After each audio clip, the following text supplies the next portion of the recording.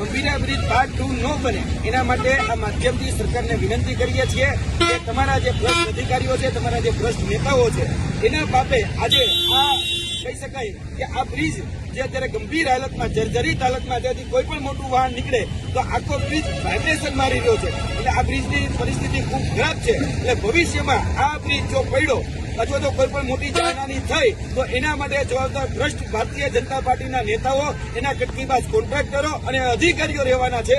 કેમ કે આ દુર્ઘટના એ માનવ સર્જિત દુર્ઘટના કહેવામાં આવશે અને કુદરતી દુર્ઘટના કહેવામાં નહીં આવે તો મોટી જાનહાની ટળે. એના માટે આ પોલકોલ ટીમ આજે તમારી પાસે વિનંતી કરી રહી છે કે તાત્કાલિક ધોરણે આ બાબતનું નિરાકરણ લાવવામાં આવે અને આ બ્રિજ જે છે એનું ફરી વખત સમારકામ કરવામાં આવે.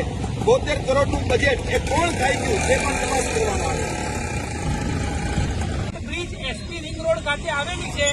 આજે 2022માં 72 કરોડથી પણ વધારેનું ફંડ આ બ્રિજ પાછળ વાપરવામાં આવ્યું હતું. ઓડાનું બજેટ 2200 કરોડથી પણ વધારે છે. તેમ છતાં ગુજરાતની જનતાને શું મળ્યું? તો આ તૂટેલા રસ્તા, સળિયા દેખાઈ રહ્યા છે. ગંભીરા બ્રિજ અને મોરબી બ્રિજ દુર્ઘટના જેવી બ્રિજ દુર્ઘટના થાય એની સરકાર શું રાહ જોઈ રહી છે?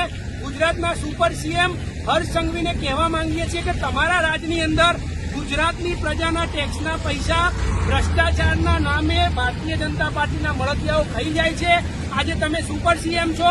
આજે ભારતીય જનતા પાર્ટીના યુવા મોરચાના નેતાઓને આજે 100 કરોડથી પણ વધારે પગારના નામે ચૂકવવામાં આવે છે, પરંતુ ગુજરાતની જનતા હજારો કરોડનો ટેક્સ ચૂકવે છે. ત્યારે તૂટેલા રસ્તા, આ સળિયા, આ મોટી દુર્ઘટના, ટ્રાફિકની સમસ્યા આ મળી રહ્યું છે. ત્યારે આજે સુપર સીએમને વિનંતી કરીએ છીએ કે આનું નિવારણ તાત્કાલિક ધોરણે કરવામાં આવે.